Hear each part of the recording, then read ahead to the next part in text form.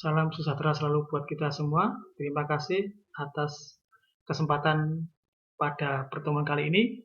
Kita menginjak pada sistem pembelian dan pergudangan, di mana pada kesempatan ini kita akan membahas yang terkait dengan sistem pengorderan barang di store, ya. Di mana sistem pengorderan barang atau pemesanan barang, kegiatan pengorderan barang ini dilakukan bukan hanya pada bagian store saja, namun juga dalam sistem pengorderan ini juga setiap departemen dapat melakukannya, ya, di departemen semuanya, yang mana gunanya untuk memenuhi kegiatan operasional keseharian di hotel. Nah, untuk pokok permasalahan asal mula kegiatan bagian pembelian ini adalah karena adanya suatu permintaan pembelian. Di sini seorang purchasing di dalam mengerjakan suatu pembelian berpatokan pada yang namanya purchase requisition atau PR, ya, yang diterbitkan baik dari departemen user maupun juga dari bagian gudang atau store, ya, yang mana mereka memerlukan barang untuk keperluan kegiatan operasional kesehariannya. Nah, di sini kita akan membahas mengenai hubungan antara store requisition dengan purchase requisition, ya, di mana formulir permintaan pembelian barang yang dibuat oleh bagian gudang asal mulanya berasal dari dibuatnya storeroom requisition, ya, oleh semua departemen yang berkepentingan untuk meminta barang-barang keperluan operasional keseharian mereka pada bagian gudang atau store. Jadi jelas ya, ini terkait dengan hubungan antara SR dengan PR itu dimulai dari pembuatan store requisition atau SR dari departemen user yang terkait untuk barang-barang keperluan operasional kesehariannya. Nah, oleh karena barang yang diminta seperti yang terdapat pada form SR tersebut tidak ada di gudang, ya, maka oleh bagian gudang barang yang tidak ada ataupun kosong itu dibuatkan atau disalin ke dalam suatu formulir yang namanya adalah purchase requisition atau PR. Jadi di sini jelas pertama-tama adanya SR atau store requisition untuk barang-barang yang tersedia di gudang, sedangkan kalau seandainya di store tersebut atau gudang tersebut tidak ada, maka dari pihak departemen user ataupun juga dari pihak gudang bisa menerbitkan ke dalam namanya purchase requisition. Nah, itu yaitu jadi tolong diingat-ingat hubungan antara store requisition SR dengan PR atau purchase requisition, ya.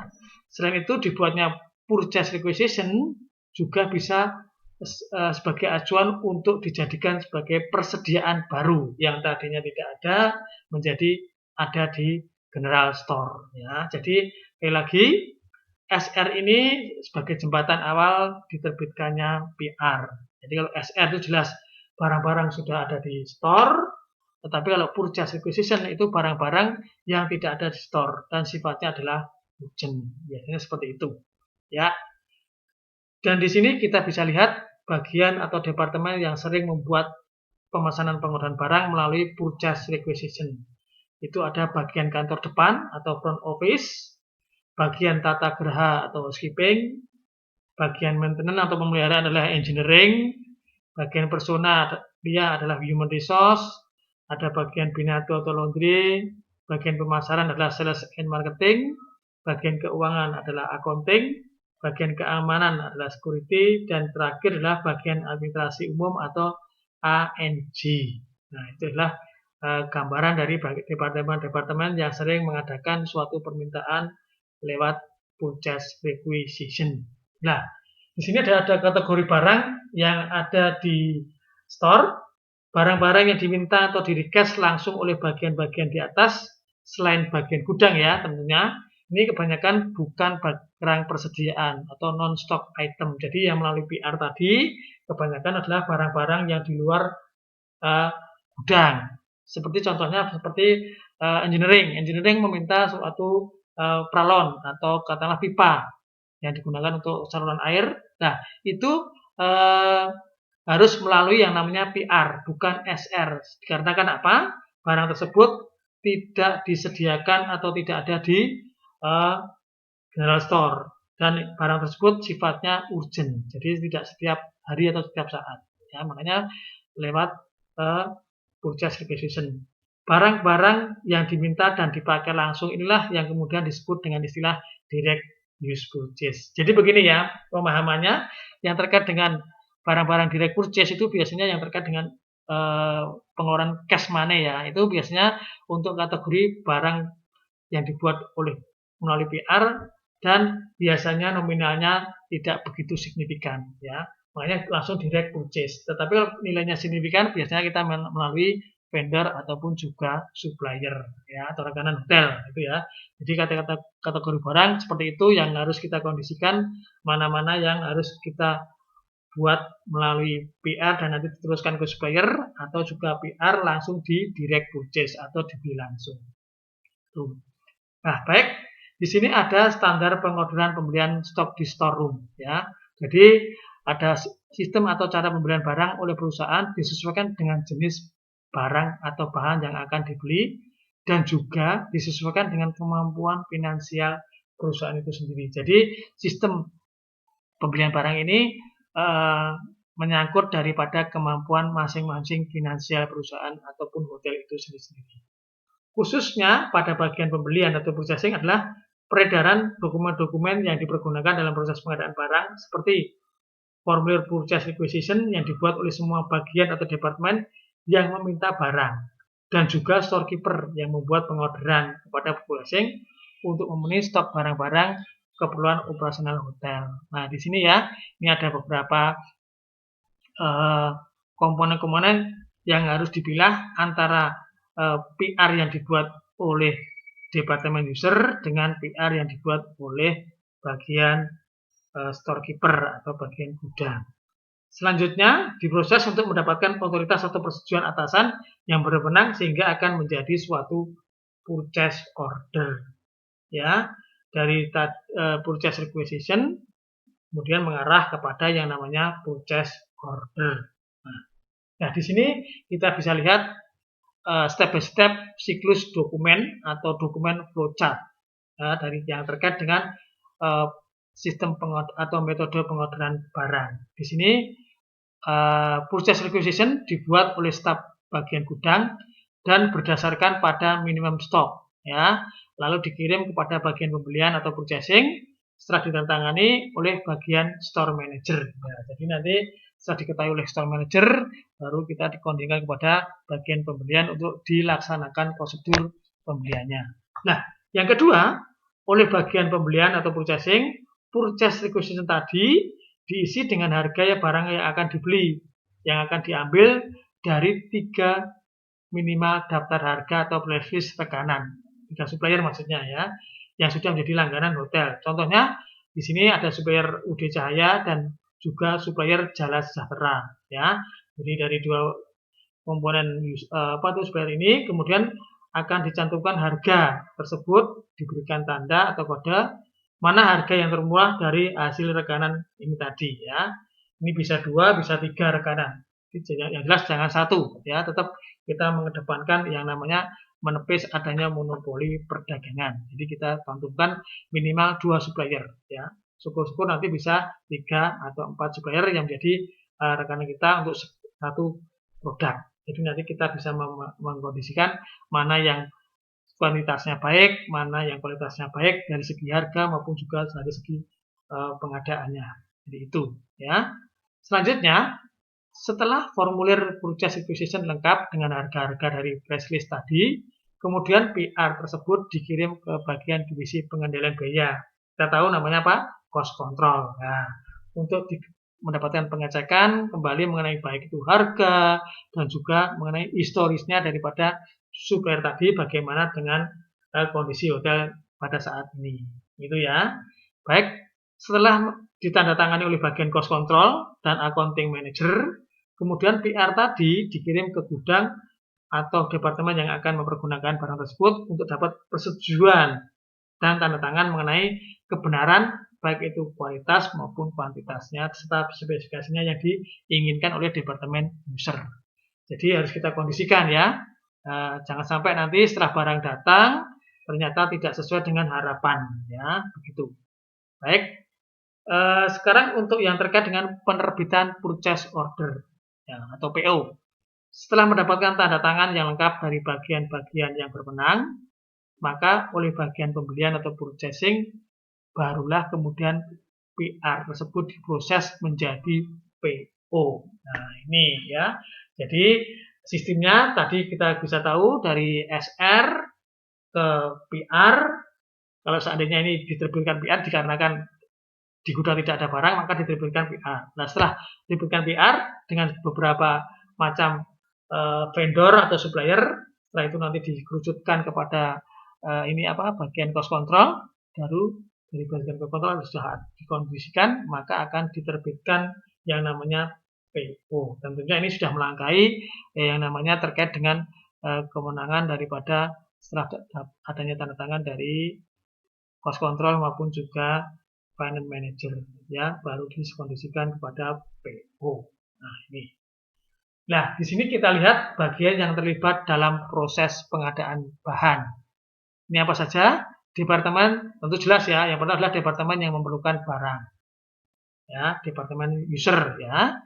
Terus yang kedua adalah gudang, baik itu general store maupun daily store ataupun juga storeroom ya. Terus lalu adalah pembagian pembelian atau purchasing. Selanjutnya adalah bagian receiving, lalu pembiayaan atau cost control, dan terakhir adalah bagian yang mengadakan penghitungan terhadap pembayaran supplier. Di sini adalah account payable ya.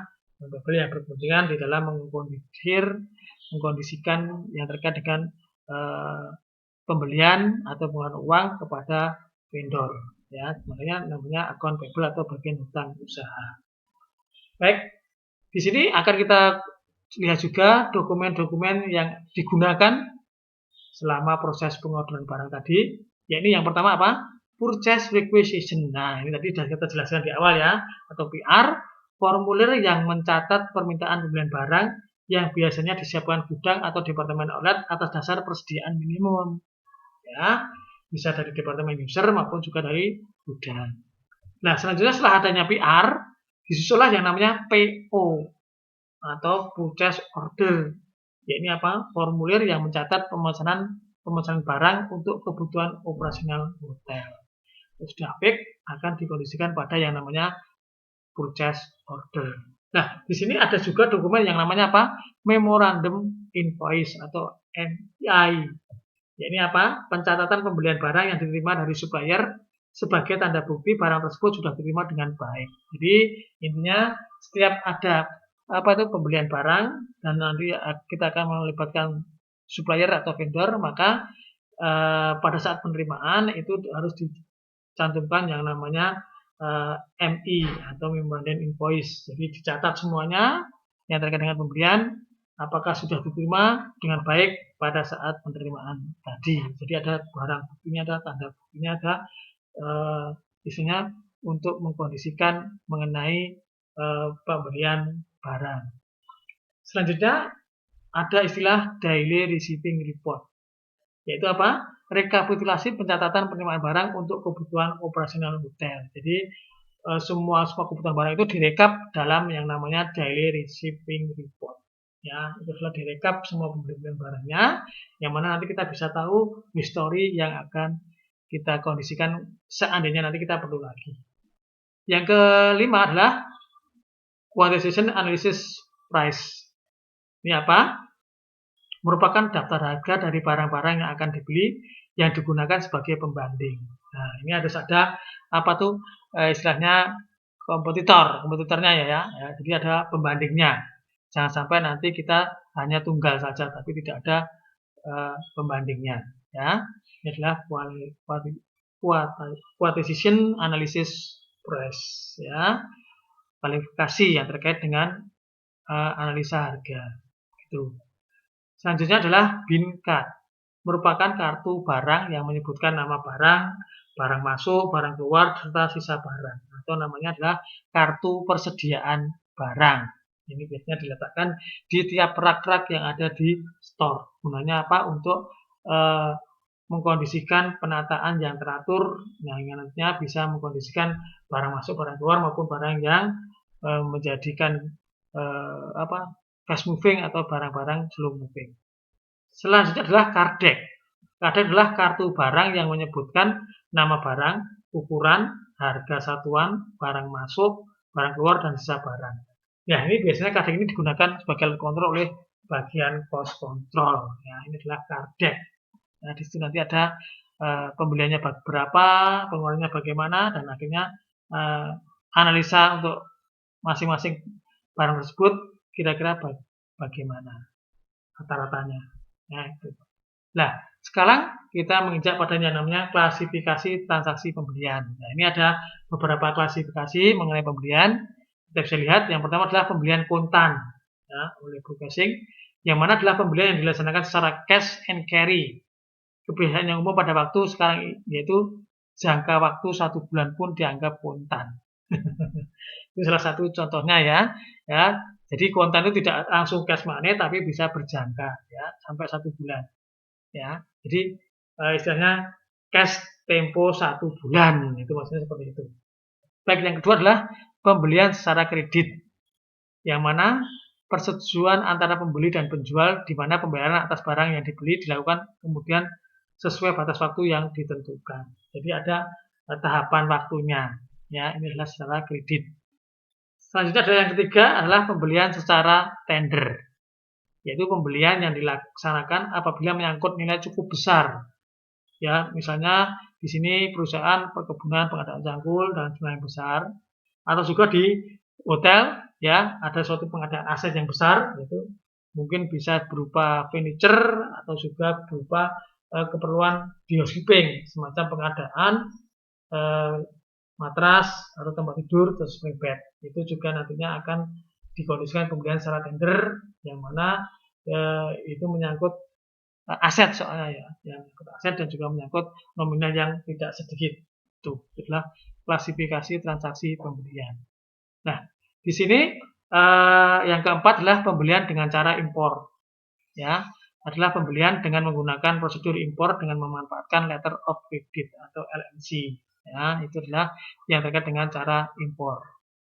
Selanjutnya adalah pembelian secara cicilan, yang mana pembelian di mana harga atas barang yang dibayar secara mencicil setelah diperhitungkan dengan bunga bank. Jadi ini ada pembelian dengan bunga bank, makanya pembelian secara cicilan ini biasanya dikondisikan bisa juga pada saat kita adakan pembelian aset, kita kondisikan dengan pembayaran pakai kredit card secara mencicil ya, ini bertahap. Selanjutnya adalah pembelian secara kontan, di mana pembelian dapat menggunakan prosedur kontrak menurut hak dan kewajiban masing-masing. Nah, ini juga bisa dikondisikan pada saat-saat kita urgent, kita harus mengadakan pembelian secara kontan, yang mana prosedur kontrak ini menurut hak dan kewajibannya masing-masing, mungkin bisa kita dengan cash pur atau yang lainnya. Baik, sekarang kita lanjutkan dengan yang namanya prosedur permintaan pembelian. Nah, ini. Dalam sebuah perusahaan dagang yang besar, kepala bagian tidak diizinkan untuk memesan sendiri barang yang diperlukan. Ya, kepada pemasok langsung. Ya. Apabila setiap kepala bagian dapat berhubungan langsung dengan pemasok, maka jumlah barang yang dibeli tidak akan dapat diawasi. Ini dari segi safety-nya. Makanya di hotel atau perusahaan itu ada yang namanya bagian pembelian. Jadi biar tidak langsung semuanya beli sendiri-sendiri, tapi harus satu pintu. Ya, oleh karena itu, agar dapat dilakukan pengawasan terhadap pembelian, kepala bagian dari setiap departemen harus mengajukan permintaan pembelian atau PR tadi ke bagian pembelian atau purchasing. Ya, makanya kan satu pintu ya. Jadi jangan sampai nanti kita sendiri-sendiri jalannya, tidak boleh ya. Yang namanya teamwork itu harus ada yang namanya tugas maupun jobnya masing-masing terkait kewenangannya masing-masing. Maka tetap satu pintu, yang mana permintaan pembelian harus melalui purchasing, dan itu pun dari pihak user atau departemen user harus mengkondisikan yang namanya pembuatan PR atau purchase requisition atau purchase request, itu ya. Baik, selanjutnya ya. Di sini ada alur permintaan dari user atau departemen. Jadi kepala bagian yang memerlukan barang melakukan fungsi ini dengan membuat dan menandatangani ini dokumen PR sebanyak 3 lembar. Ini seandainya contoh bagi hotel yang masih menggunakan semi komputer ya, ada manualnya, menggunakan buku-buku sebagai backup data, tetapi juga sudah menggunakan sistem. Ya, ini masih menggunakan yang namanya seperti ini, ada rangkap 3, tetapi bagi hotel yang sudah menerapkan full sistem, maka cukup hanya dengan interface antar departemen, bisa langsung nge-link untuk terkait dengan permintaan melalui purchase requisition. Ya. Dalam permintaan pembelian tersebut dirinci jenis dan jumlah barang yang dibutuhkan. Lembar 1 dan 2 dikirimkan kepada bagian pembelian, sedangkan lembar ketiga disimpan oleh departemen yang membutuhkan barang sebagai arsip mereka, sebagai file mereka. Ya. Jadi ada 3 lembar, minimal 3 lembar biasanya untuk yang terkait dengan cetakan-cetakan buku form-form ini. Ini adalah bagi hotel yang masih menerapkan sistem semi komputer. Jadi masih ada sebagian setengahnya adalah manual, setengahnya sudah sistem. Jadi ini tidak buruk tapi baik juga, soalnya apa? Menggunakan sistem dan masih di backup dengan data manual, termasuk form manualnya. Itu ya, itu yang terkait dengan alur permintaan dari user atau departemen. Nah, sekarang prosedur pemesanan pembelian atau PO. Nah, PO tadi sudah kita sebutkan, formulir atau dokumen perusahaan yang digunakan oleh bagian pembelian untuk memesan barang dari produsen agar pemasok mengirimkan barang yang dipesan. Jadi adalah PO adalah pegangan utama bagi supplier untuk menerima sistem pengorderan barang di hotel. Ini pegangan mereka untuk mengirim barang yang dibutuhkan hotel, itu adalah PO. Bagian pembelian menerima permintaan pembelian dari bagian di lingkungan penjualan. Maka bagian pembelian membuat pesanan pembelian sebanyak 4 lembar atau lebih. Ini bisa dikondisikan bagi mereka yang tadi saya sebutkan masih semi komputer, sebagian manual, 50% sistem. Itu sah-sah saja yang terkait dengan pelaksanaan di operasionalnya. Ya, di sini dokumen tersebut didokumentasikan sebagai berikut tadi ya. Dokumen yang tadi PO tadi, lembar 1 atau lembar asli dikirim kepada pemasok sebagai pesanan ya, lembar PO tadi, dan sekaligus sebagai permintaan untuk mengirim barang yang dipesan.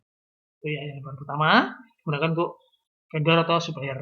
Sedangkan yang lembar kedua dengan dilampiri permintaan pembelian atau PR dikirim ke bagian akuntansi yang kelak akan digunakan untuk sebagai dasar memberi pengesahan atas faktur pembelian agar dapat dilakukan pembayaran. Nah, ini biar kondisinya fix dan juga valid, nantinya bisa digunakan untuk pembayaran ya. Itu selanjutnya adalah lembar ketiga dikirim ke departemen yang membutuhkan barang sebagai pemberitahuan bahwa permintaan pembelian barang telah dilaksanakan. Nah, bagian yang tadi kalau yang pertama adalah untuk yang pemasok ini ya, kepada pemasok. Bagian kedua juga terkait dengan ini ya, faktur-faktur yang pembeliannya nanti dilakukan pembayaran.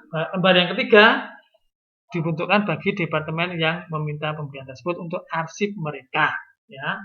Sedangkan lembar keempat dapat disimpan sebagai arsip pada section pembelian atau purchasing gitu ya. Jadi ini sama-sama saling mengedepankan pada tertib administrasi. Nah, laporan penerimaan barang. Jadi pada waktu barang tiba, bagian penerimaan barang atau receiving bertugas untuk menghitung dan meneliti barang yang dipesan oleh bagian pembelian atau purchasing. Nah, terus step by step-nya bagaimana, ini receiving harus mengkondisikan. Selanjutnya dibuat laporan penerimaan barang sebanyak 4 rangkap ya. Ya, itu disebut juga jumlah keterangan, deskripsi dan kondisi yang diterima. Salah satu laporan ini dikirimkan kepada departemen akuntansi, sedangkan 2 lembar lainnya dikirimkan kepada bagian pembeli atau pemasok. Bagian pembelian bahwa barang telah diterima, lembar terakhir disimpan oleh bagian receiving untuk arsip. Ya, itu jadi salah satu yang terkait dengan laporan penerimaan barang yang ada di formulir-formulirnya. Nah, sekarang setelah kita ketahui prosedurnya, ternyata di sini ada beberapa kendala yang dihadapi. Ya, persoalan-persoalan yang dihadapi di dalam sistem pengorderan barang oleh purchasing maupun juga bagian store. Departemen purchasing yang menerima pesanan dari seluruh departemen yang ada, tentunya akan banyak sekali masalah yang timbul. Contohnya apa? Ada beberapa departemen yang mengeluhkan barang yang dipesan belum sampai ke gudang. Masalah tersebut timbul dikarenakan adanya beberapa faktor. Nah, jadi barang yang dipesan tadi belum sampai ke gudang. Soalnya apa? Ada beberapa faktor ini, ya. Ini kita bagi dua, ya, secara faktor internal dan juga faktor eksternal. Ya, jadi kendala yang dihadapi ini kita kategorikan menjadi dua lapis. Yang pertama adalah faktor internal. Apa saja faktor internal itu? Faktor internal yang menyebabkan masalah tersebut adalah keterbatasan pegawai, ya, yang ada pada departemen purchasing. Pada departemen purchasing biasanya hanya terdapat 1 atau 2 orang, tidak lebih, ya, karyawannya. Sedangkan permintaan barang berasal dari seluruh departemen. Nah, makanya kadang-kadang ini tidak bisa terkondisikan dengan baik. Ada beberapa yang masih tercecer dikarenakan faktor internalnya itu tadi kekurangan tenaga kerja. Selain keterbatasan pegawai, masalah keterlambatan barang terjadi karena adanya ketidakcocokan antar PR dengan PO.